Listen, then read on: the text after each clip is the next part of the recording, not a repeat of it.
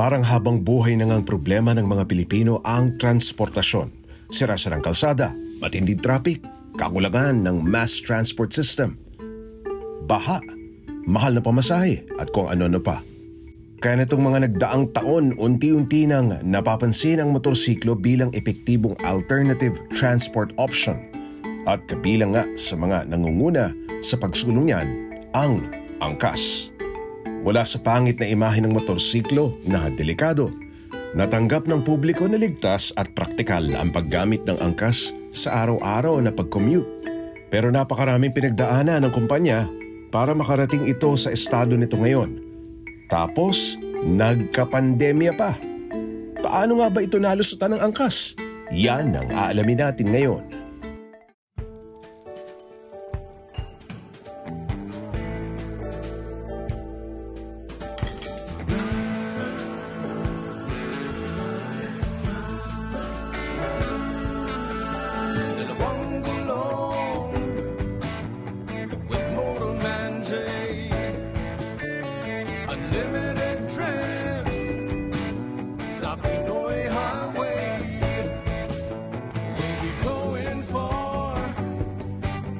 Sa ilalim ng sun, with the three golden stars on a glorious day. Ride, ride, ride. Get up and ride today. Ride, ride, ride. We gonna ride the J. Ride, ride, ride. Come on, let's ride today. Ride, ride, ride. We're gonna ride the H.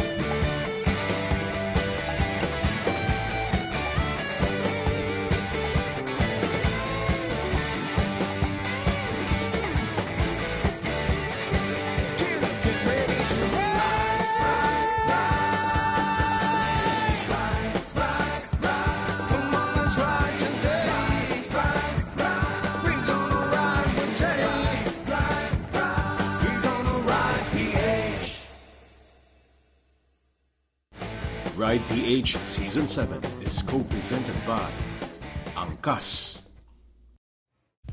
Bago nagpandemya, parami na ng parami ang gumagamit ng Transportation Network Vehicle Service o TNVS tulad ng Angkas sa pagko-commute. Yan kahit pa hindi magkasundo ang mga opisyal ng gobyerno kung paano ito gagawa ng mga batas at regulasyon. Sa kabila nito, tinangkilik pa rin ito ng publiko. At para sa Angkas, patunay ito sa pagiging kritikal ng mga motorsiklo sa transportation system ng bansa. I think sa amin, isinasabuhay lang namin talaga yung araw-araw pinagdadaanan ng ating mga mananakay at ang ating mga kagulong. Kasi pag titignan mo yung Pilipinas ngayon, nagkalat ang nagmamotorsiklo at nangangailangan ng motorsiklo sa pang-araw-araw na commute at also sa trabaho. So ito, we're just putting that to light. Linalagyan namin ng blue uniform, linalagyan namin ng insurance, ng safety training, and we're putting a professional layer to an otherwise informal sector but a thriving sector nonetheless. Pero gaya ng ibang mga kumpanya sa halos lahat ng sektor, walang nagawa ang Angkas kundi itigil, panandalian ang operasyon nila nang tumama ang pandemya. Talagang matinding dagok ang idinulot ng pandemya sa iba't ibang industriya. Pero kung meron man itong silver lining ika nga sa motorcycle industry, ito ay ang pagpapakita ng importansya ng motorsiklo sa buhay ng mga Pilipino.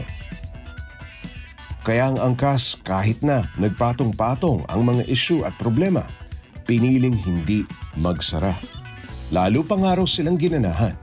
I think marami kaming practice, especially before the pandemic when we had a very colorful journey in our whole adventure. No? And that really prepped us to really focus on solving the problem. Kami sa Angkas, ang pinofocus lang namin yung problema, hindi yung issue eh. How do we solve this problem? And we expect that there are more problems that will come our way, and we're ready for it. So we really built this whole core value of grit and resilience. And this is something that we're all very proud of. At mula nga nang payagan na muling mag-operate, lalo pang lumaki ang operasyon ng Angkas. Dito sa bagong opisina nila sa Makati, makikita ang 24/7 na customer service center nila.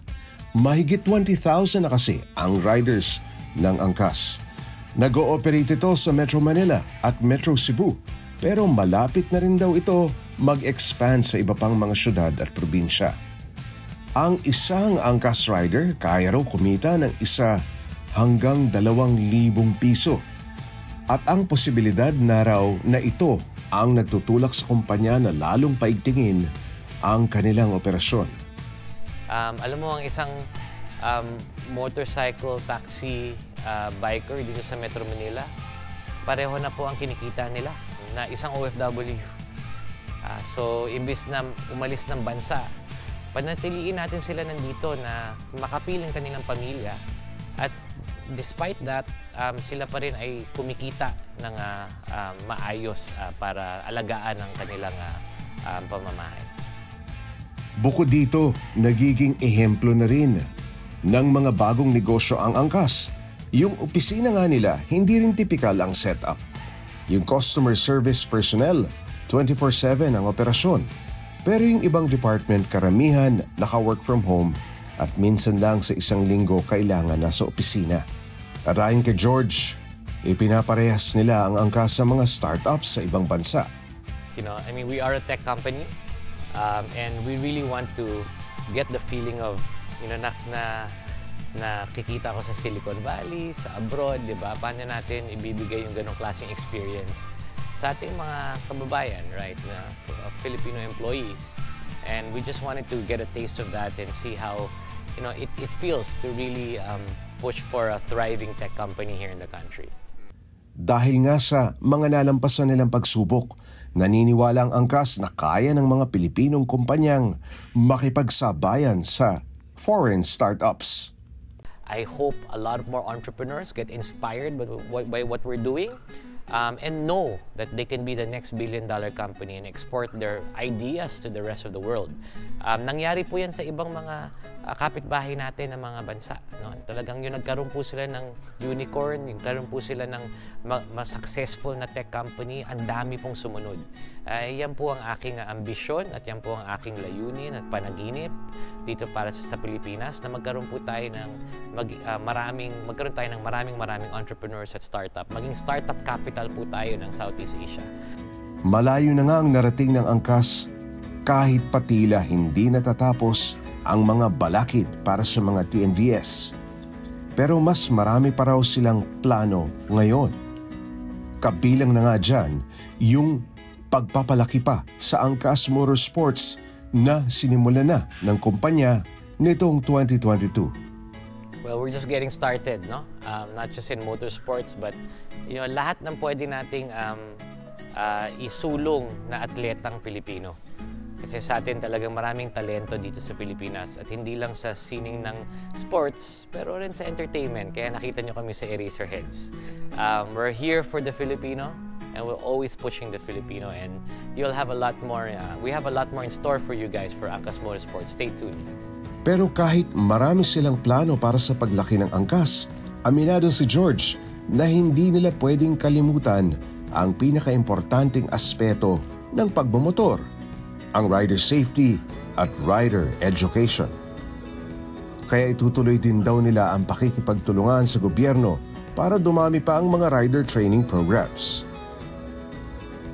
At payon niya sa lahat ng nagbabalak maging angkas rider o yung gusto lang magmotor. Isa pa rin, safety. You have to ride safe. Kailangan mo mag-aral. Hindi mo pwedeng basta sasakay na lang ng motorsiklo at tinatawag nilang winging it. Don't do it. Go to school, train, because safety is very, very important. You know, whatever gains we've had over the last few years, pwede pong mawala yan kung magkaroon tayo ng mas marami aksidente sa daan. Only one major incident can destroy everything that we worked for. So let's work together. Training is important. Maghanap po tayo ng paraan para magkaroon ng knowledge at maayos na pag-iensayo at pag-aaral sa pagpapatakbo ng motorsiklo. Sa tagal ko nang nagmumotor, nakakatuwa na talagang napakapopular na nito ngayon. Mula sa pamamasyal hanggang sa paghahanap buhay, katuwang na ito ng mga Pilipino. Ang problema, sa mahigit 18 million riders sa bansa ngayon, maliit na porsyento pa lang nito ang dumaan sa tamang riding training. Maraming marunong magpaandar ng motor pero kaunti ang may alam sa iba pang aspeto ng pagra-ride.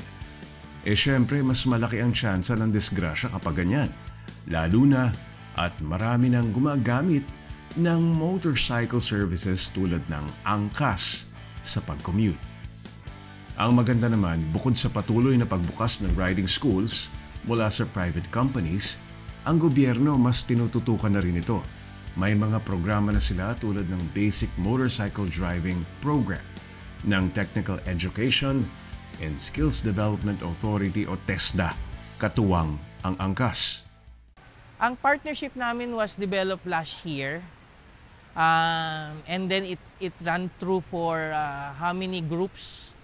The partnership developed programs, the objective is to provide formal training to motorcycle riders, especially for beginners, and to professionalize the motorcycle training. Okay? Same with the automobiles that we do here in the Philippines under our LTO. So, may training sila sa 4 wheels, dapat may training din ang 2 wheels. Dito sa riding facility ng angkas sa Cainta, isinasagawa ang training. Nagkalat ang mga signage dito na nagpapaalala sa iba't ibang dapat gawin at iwasan ng bawat rider.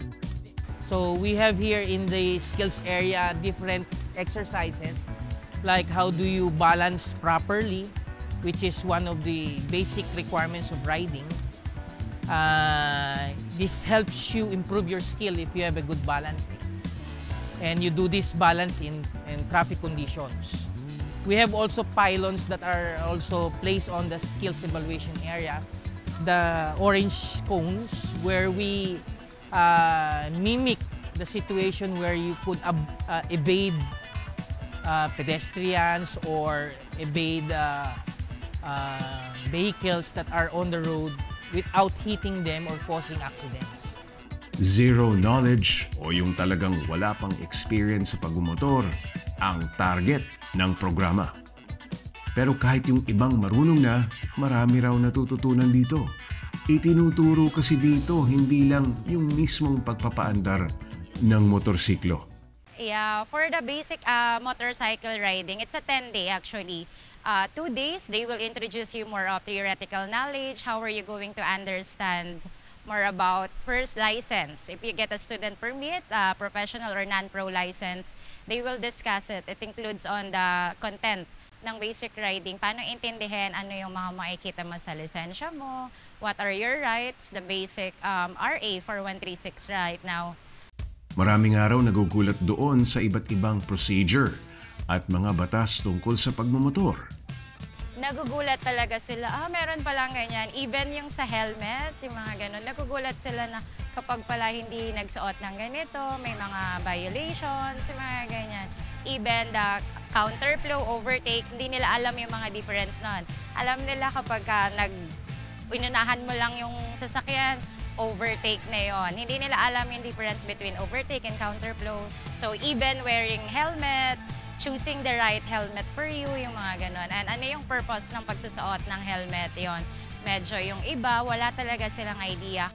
Especially knowing how to handle the throttle. After the 2 days or 3 days training, then there will be an actual demonstration. Siyempre, una for the pre-ride ng motorcycle. Tinuturo namin actually yung mga functions, parts ng motorcycle that they need to know before nila paandarin. For safety purposes, we learned the rear brake application first. Tinuturo naman for 2 days yung mga paano magpaandar ng motor. Una, siyempre yung throttle control. Close. Again. Gas. Bago paandarin yung motor, kailangan they know how to control yung throttle. Ano yung maririnig nila or what will they hear kapag tama na yung speed na kailangan nilang igalaw, yung mga ganon. Kasi di ba, pag nag-drive ka naman, hindi ka nakatingin sa speedometer mo. So, kailangan, kahit hindi sila nakatingin sa speedometer nila, alam nila yung speed na tinatakbo nila by hearing the sound lang. Then, after the balancing, there will be a slalom. For the slalom, the left and right turnings. Then the figure of 8, then yung planking, yung mga ganun na. Then they will, on the last few parts, they will try na magpa-under ng motor nang may angkas na sila. In preparation, if they wish to apply as angkas biker. Ang bawat parte ng 10-day program pwedeng humaba o umikli. Depende sa pag-absorb ng impormasyon ng mga trainee. Ayaw raw kasi nila ng mabilisan lang na pagtuturo. Importante kasi na maintindihan talaga ng mga trainee yung mga konsepto sa likod ng mga batas, panuntunan at teknik sa pagra-ride. Ang maganda, kahit sino pwedeng sumabak sa programa na ito. Mapalalaki, babae, estudyante o nagtatrabaho na. At libre rin ito. Yes, this is for free. Actually, with TESDA and Angkas program, they have a, let's say, allowances given by TESDA. Every time they go to class, they have an allowance. They have a free uniform. And then after graduating, they will be given a certificate. Dahil nga sa pagdami ng mga gumagamit sa mga motorsiklo bilang pangnegosyo, sinuportahan ng TESDA ang programa dahil nakita ng gobyerno ang malaking epekto rin nito sa ekonomiya. Also, TESDA recognizes the contribution of motorcycle platforms to recover after the pandemic situation or the season that was of the past years and the surge of demand and potential livelihood opportunities. Of course, with the proper training given to the riders and develop their technical skills that paves the way for TESDA and Angkas to develop the program and make this viable livelihood for all who wants to become a rider and a Angkas rider also. Kapag nga nakatapos ka sa programa na ito at gusto mong maging Angkas rider, mas madali ka nang makakapasa sa riding test ng Angkas dahil kasama sila mismo sa nag-develop ng programa. After graduating or finishing the course, they are a candidate. If they want to be a Angkas rider, they can apply straight to Angkas and be a rider. We had a enrollee from the batches that after the training went straight to Angkas and applied as Angkas rider. So pumasa naman siya after the skills evaluation and the seminar. And of course, there are a lot of more inquiries on how to enroll. Sa ngayon, nasa mahigit 100 riders na ang gumraduate sa programa. At ayon sa Angkas, kahit yung mga ibang wala namang balak maging Angkas rider nung una, nag-i-inquire na rin sila pagkatapos matuto kung paano ang tamang pagmumotor. The program was a very good start for us and with Angkas and TESDA. And we would like to continue this program for riders in the future who would like to be more professionalized. Tapos na tayo doon sa panahong kailangan pa nating kumbinsihin ang publiko sa benepisyo at pagiging praktikal ng motorsiklo. Pero ngayong alam na nga ng marami yan, dapat tayong mag-focus doon sa pagiging ligtas nito hindi lang sa rider, kundi sa commuters at iba pang nakakasalamuhan natin sa kalsada. At ang tanging paraan lang para masiguro yan ay kung mas mapapalawig natin ang rider education sa tulong ng mga training program gaya ng isinasagawa ng TESDA at ng Angkas. Kaya minsan talaga masaya magturo ng basic riding, lalo na kapag zero knowledge kasi napakalaking fulfillment doon. Like, mababawasan mo yung mga kamote riders talaga. I mean, hindi mo man mabawasan, at least dumarami yung may formal training.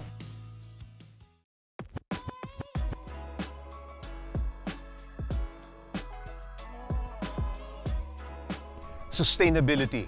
Yan ang focus ng iba't ibang industriya sa ngayon, lalong-lalo na ng transportation industry. Ibig sabihin, dapat environment-friendly. Hindi lamang yung mismong produkto, kundi pati na rin yung mga materyales at proseso na ginamit sa paggawa ng produktong yan. kaya sapul dyan yung mga sasakyan na may gas engine.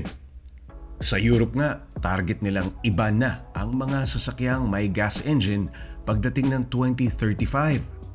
Damay dyan ang motorcycle industry. Kaya dumarami na yung electric motorcycles o electric vehicles. Pero mukhang matatagalan pa bago dumami sa Pilipinas ang e-bikes dahil wala pang sistema para diyan.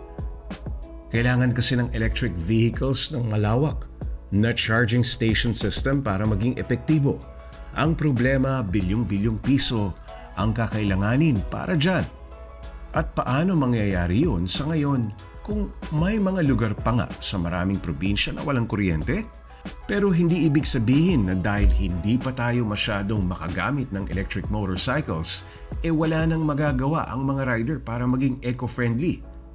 Narito nga ang ilang tips para makatulong tayo sa kalikasan.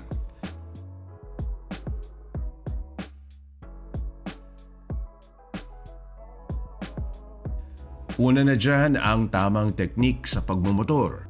Huwag nang maging kaskasero at praktisin yung swabing pag-arangkada at paghinto. Mas tipid kasi sa gas yan na nakakatulong makabawas ng emissions natin na malaking epekto sa kalikasan.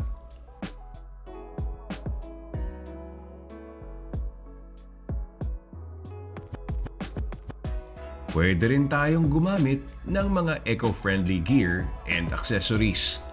May mga brands na ngayon na naglalabas ng gear at accessories na may sustainability certification.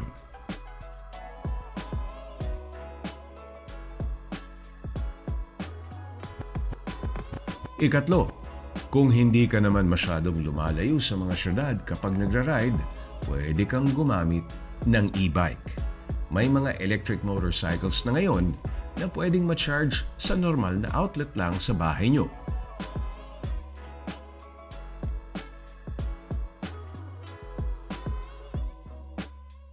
Pinakahuli, kung motorsiklo na may gas engine pa rin ang gamit mo, siguraduhin mong na-maintain mo ng maayos yan. Kapag kasi hindi maganda ang pag-alaga mo sa motor, posibleng madami kang nasasayang. Mula sa gasolina at sa mga nagli-leak na langis hanggang sa emission ng motor mo at yung pangangailangan nito ng mas madalas na pagpapagawa sa mekaniko. Kaya regular na i-maintain ang motorsiklo at gumamit ng mga makabagong additives tulad ng BG products na naglilinis at nagpapaganda sa takbo ng makina na nagpapatipid pa sa konsumo ng gasolina. At higit sa lahat, nakakatulong sa pagbawas sa usok ng motorsiklo. Ride PH Season 7 is co-presented by Angkas.